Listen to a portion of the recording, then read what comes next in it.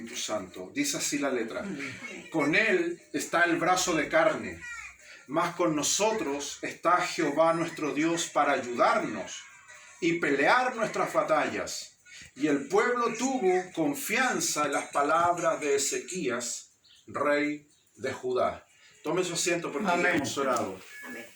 Siempre cuando voy a la palabra del Señor, hay algo que indudablemente y con sinceridad puedo decirlo, me apasiona.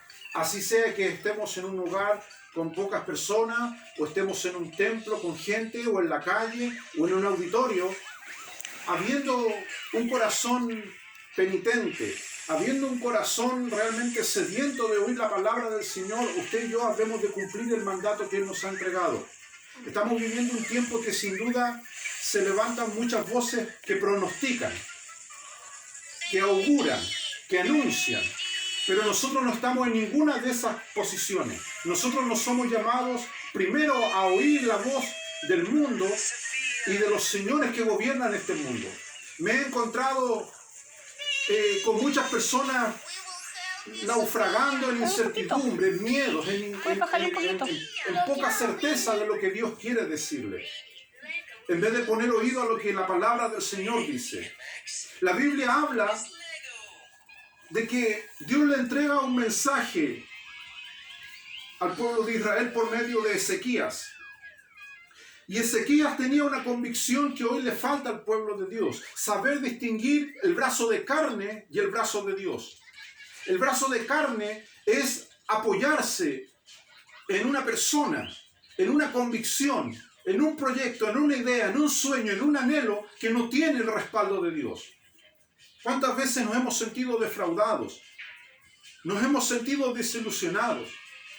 Hemos sentido desesperanza al ver que hemos depositado la confianza en alguien y ese alguien ha actuado de manera incorrecta.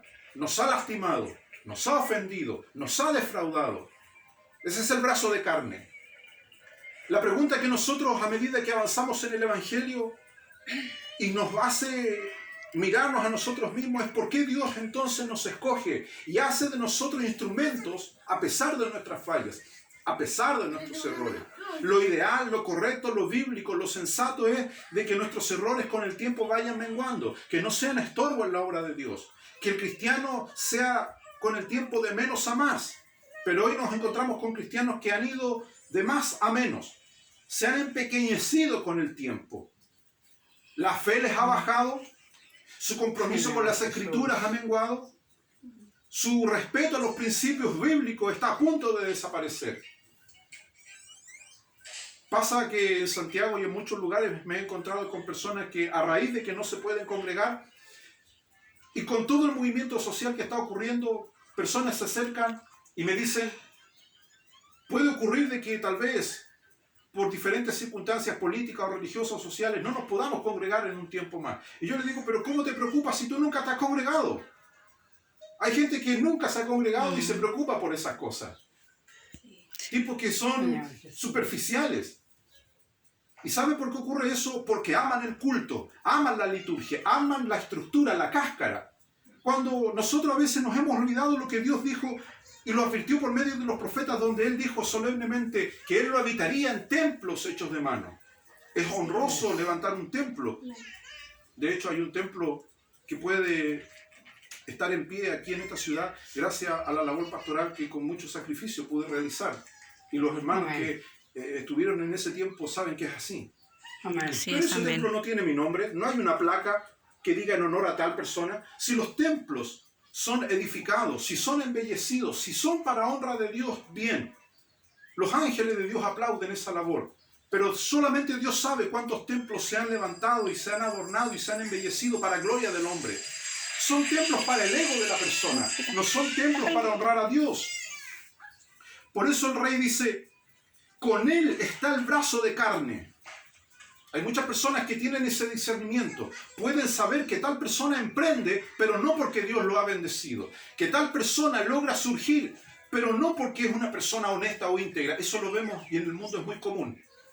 Personas que escalan lugares de trabajo porque simplemente ensucian la reputación del otro. Esas cosas son normales, es la moneda de cambio normal en el mundo. Pero qué pestilente, qué ofensivo, qué hiriente es cuando eso entra a la casa de Dios. Señor. Cuando hay personas que nosotros vemos que abiertamente se apoyan en el brazo de carne.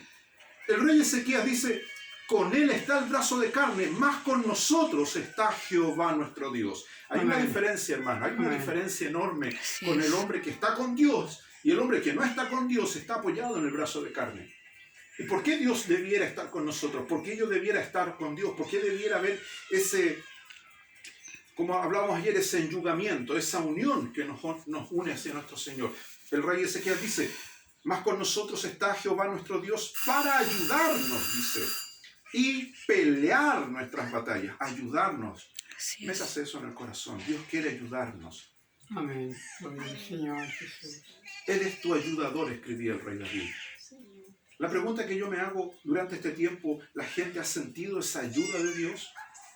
Y él dice, para ayudarnos y pelear nuestras batallas. Aquí viene el rey Ezequías a hablar algo que la gente no le gusta hablar mucho de esto. Las batallas que nosotros tenemos. La gente suele hablar un poco de las victorias. Ahora que la gente no tiene opción de no poder reunirse, si nosotros miramos y retrocedemos meses atrás, ¿qué era lo que se decía desde nuestros púlpitos? No importa la iglesia, cualquiera que sea. ¿Qué se decía de los púlpitos? Oíamos hermanos hablar de sus victorias. O de sus batallas, de sus victorias. Todos quieren presentarse como buenos guerreros, como personas que nunca han fracasado, como personas que no tienen problemas. Pero el rey Ezequías fue sincero. Le habló a la nación y les dijo, nosotros tenemos batallas. Es bueno a veces sincerarnos. Sí. Es muy difícil encontrarse un pastor, a un obispo, un líder, un ministro, a un oficial, a un diácono, no importa, a un hermano común y corriente que hable de sus batallas. Que un pastor sea sincero y diga, hermano Roberto, esta es mi batalla personal. Estoy luchando con esto, ayúdame. ¿Cuál es el lenguaje que hoy día vemos? Altanería, jactancia, soberbia. Yo soy más espiritual. Yo no necesito consejo. En cambio, Ezequías dice, Dios está con nosotros para ayudarnos y pelear nuestras batallas. Todos tenemos batallas personales. Batallas económicas, batallas financieras, batallas emocionales, batallas intelectuales, pero la peor de todas son las batallas espirituales. Aquellas que solamente Dios tiene acceso a ellas. Dios tiene acceso al alma de la persona o el diablo, uno de los dos. O estamos llenos de Dios, y si no estamos llenos de Dios, estamos llenos de mal. Jesús no tenía problema con su discurso directo, y por eso Jesús fue llevado a la cruz, porque llegó el día en que Jesús les dijo a los líderes de la nación de Israel, vosotros sois hijos de vuestro padre el diablo, y por eso hacéis la obra de vuestro padre el diablo. Ellos decían otra cosa, somos hijos de Abraham, y Jesús dijo, no. Yo les voy a decir algo que nadie se atrevió a decírselos. Ustedes no son hijos de Abraham, son hijos del diablo. Eso suena difícil.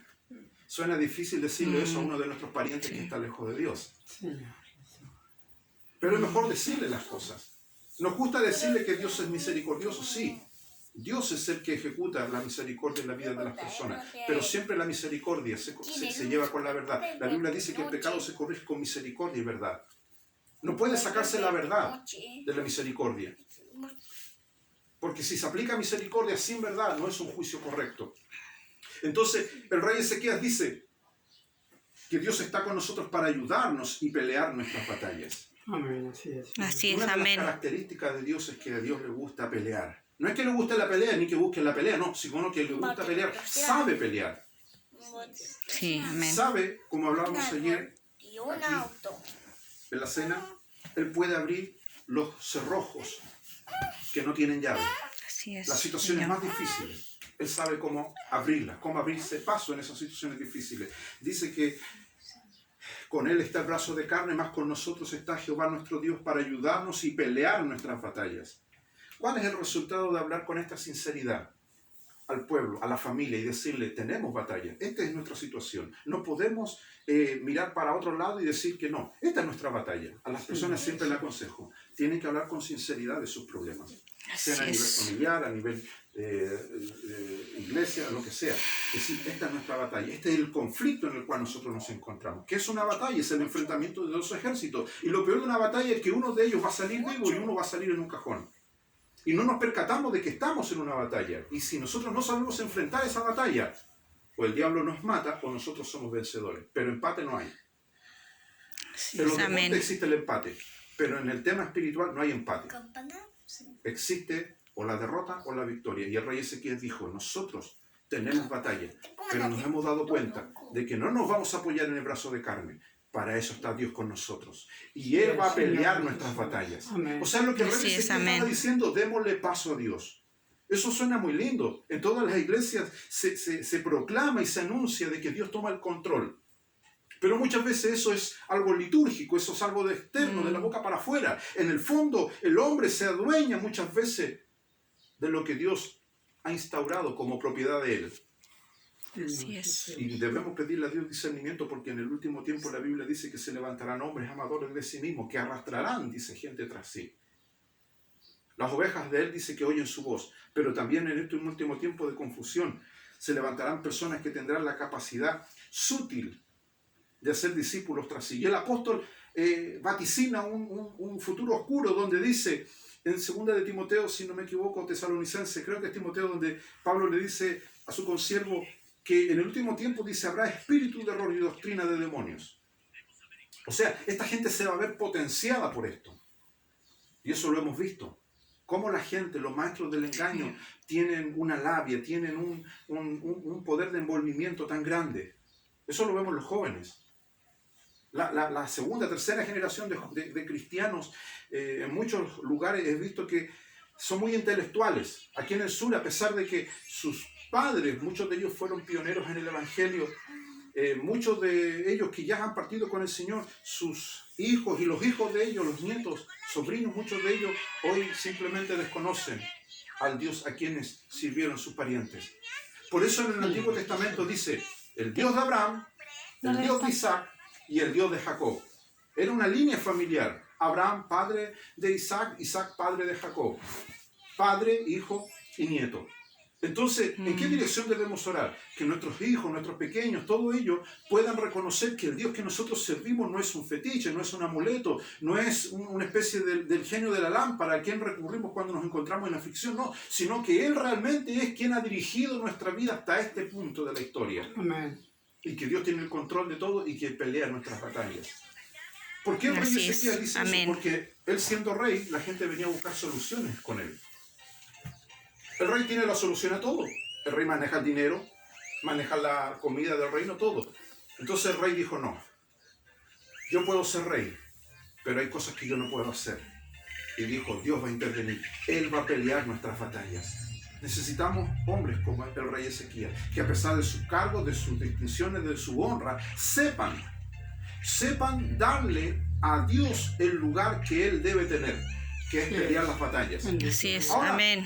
Ahora el rey Ezequías pudo haber dicho, ok, vamos nosotros a enlistar nuestros propios ejércitos y nosotros vamos a hacer frente a nuestros problemas. Pero el resultado iba a ser desastroso como muchas veces fue en el pueblo de Israel. ¿Cuántas veces usted ha leído la Biblia en el Antiguo Testamento que Israel por su propia voluntad intentó vencer a los ejércitos y fueron quedados y dejados en vergüenza? Hasta en ciertas ocasiones el arca del pacto fue tomada cautiva y producto de eso muere el sacerdote Elí, que representa el sacerdocio obsoleto, que representa el ministerio seco, el ministerio decadente, aquellos que hacían vista gorda de lo que estaba ocurriendo. ¿Qué sigue diciendo el texto? ¿Qué resultado tiene el que se hable con esta claridad? Donde se le diga a la persona que hay personas que tienen el brazo de carne que está con ellos, más con nosotros está el brazo del Señor, que está nuestro Dios para ayudarnos y pelear nuestras batallas. Dice, y el pueblo tuvo confianza en las palabras de Ezequías, rey de Judá. Atención, dice que el pueblo confió en las palabras del rey. Y eso es lo que falta, y esa es la palabra del Señor que yo traigo. Cuando se desconecta, cuando la gente deja de confiar en su líder. Y no hablo del líder, porque todos nosotros, como conversábamos delante, tenemos perfiles distintos, caracteres distintos por nuestra formación, por nuestra cultura, pero hay algo que no debe ser distinto, servimos al mismo Dios. Y por ende, si servimos al mismo Dios, tenemos los mismos lineamientos en la palabra, y por ende habremos de dar los mismos frutos. Un hombre de Dios, una mujer de Dios, sea que tenga cargo, líder, o liderazgo, o ministerio, o simplemente sea un hermano que vaya de oyente, Dios nos pide exactamente lo mismo, frutos. Sí. Si soy un Amén. hombre de Dios y tengo paz en mi corazón, debo ser un pacificador. Debo tratar de buscar en Dios el consejo. Y que si yo tengo batallas en mi vida, batallas personales, de índole, hablando acerca del mismo texto, de índole personal, con el trato de las personas, yo debo decirle, Señor, dame la sabiduría suficiente para enfrentar esta batalla. Porque si yo no logro sobreponerme a ese enemigo que está dentro de mí, voy a sucumbir y voy a perder. En las batallas ocurría de que los que no eran tomados, los que no eran muertos eran tomados esclavos, prisioneros como trofeos de guerra.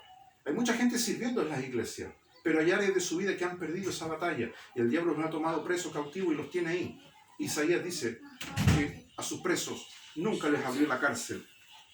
Para ir terminando esta reflexión, dice, el pueblo tuvo confianza en las palabras del rey Ezequías. La confianza es algo que el diablo puede destruir fácilmente. Me encuentro con personas cuando recorro muchos lugares. Hay personas que dicen esto y usted sin duda lo ha escuchado. Me hicieron esto, nunca voy a volver a confiar. Hay personas que también dicen, me la hacen una sola vez. Son palabras que denotan que ha quedado una herida, que ha quedado algo lastimado. En cambio Jesús nos enseñó otra cosa. Si te hieren en la mejilla, ¿qué dijo él? Agarra un palo y dale por la cabeza, no. Pone la otra. ¿Cómo nos falta aprenderlo a nuestro Señor? Así es. La gente me dice, pastor, obispo, hermano, como me quieran decir, ¿cómo hago para tener una calidad de vida espiritual real, genuina? Y yo simplemente le digo, vea la Biblia, ve lo que hizo Jesús, cómo actuó Jesús. Él es nuestro modelo a seguir. Los hombres fallan, nosotros fallamos, pero la Biblia dice que en Cristo no se halló engaño en su boca. Él es el modelo perfecto, el amante Así es. perfecto. Amén. En Cristo, de Él, de su forma de manejarse, de su forma de conducirse, extraemos de Él. Es como dice el Salmo, dice, sobre Él destila, dice el óleo sagrado. Debemos aprender mucho de nuestro Señor y darle espacio en nuestros púlpitos, en nuestros hogares. Esto que ocurre hoy día, sin duda, ha tenido a la gente naufragando, muchos de ellos en incertidumbre. Yo siempre les digo a las personas, no debe haber incertidumbre, debe haber, a raíz de todo lo que está ocurriendo, mucha mejor convicción. Más certeza y más lealtad. No Sí. preocuparse por los templos. Sin duda los templos son importantes, pero no son necesarios. Amén. Va a llegar el día, como le ocurrió a la iglesia primitiva, donde dice que todos se reunían en las casas. Los puntos de reunión eran las casas. Y después, si uno estudia parte de la historia antigua, cuando los cristianos fueron realmente perseguidos, cosa que hoy no ocurre, pero los cristianos buscaban la forma de hacer un altar donde quiera que sea. Lo que hacía Jesús. No hay registro realmente de que Jesús haya sido un invitado regular a la sinagoga. Las pocas veces que iba lo echaban a las patadas, porque no querían oír ese mensaje. Sí. ¿Dónde Jesús hacía un púlpito? ¿En una barca? ¿Por un sembrado? En un lugar, en cualquier lugar Jesús hacía un púlpito donde veía a la gente. ¿Y qué decía? Jesús le comentaba a sus discípulos, compañeros de viaje, tengo compasión de la gente. Jesús no dijo estoy cansado, me tienen aburrido o no tengo presupuesto para ir a visitarlos. No, Jesús decía tengo compasión de la gente. Porque no tienen, ¿qué decía? Pastor. El tema es, ¿tenían pastor? Sí, ellos tenían pastores. Sus líderes, los religiosos, los fariseos, todos ellos. Pero era un liderazgo castrado, estéril. Tengo la certeza plena de que si hoy Jesús se apareciese en alguna de estas ciudades, no iría a visitar nuestros templos. Haría lo mismo que hizo en ese tiempo. Iría detrás de esa ramera. Amén. Iría atrás de esos publicanos de mala fama.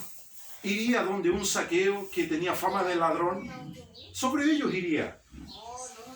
La gente me dice, pastor, ¿cómo tú puedes seguir el Evangelio después de todos los procesos que has vivido? Y yo siempre les digo con humildad y con temor, yo debería pagar. Yo debería pagarle a Dios por haberme llamado a este ministerio. Yo debería pagarle a Él por haberme considerado ser un predicador, habiendo tanta gente que tiene mejor oratoria, mejor estudio, mejor presentación, todo. Y esa convicción deben tener ustedes. Servir a Dios con esa lealtad. Y el tiempo que Él nos dé de aliento de vida, ser un instrumento. Y que hable la cosa precisa, como lo dice este versículo. Con Él está el brazo de carne. Hay gente, mis estimados hermanos, que me oyen que se ha apoyado en el brazo de carne. Y para eso también hay una palabra. La Biblia dice que David dijo, no tengas envidia de ellos, porque se enlazan como un laurel verde, pero pronto caerán. Hay mucha gente que humanamente ha conseguido muchas cosas. Hay que dejarlo ahí solito.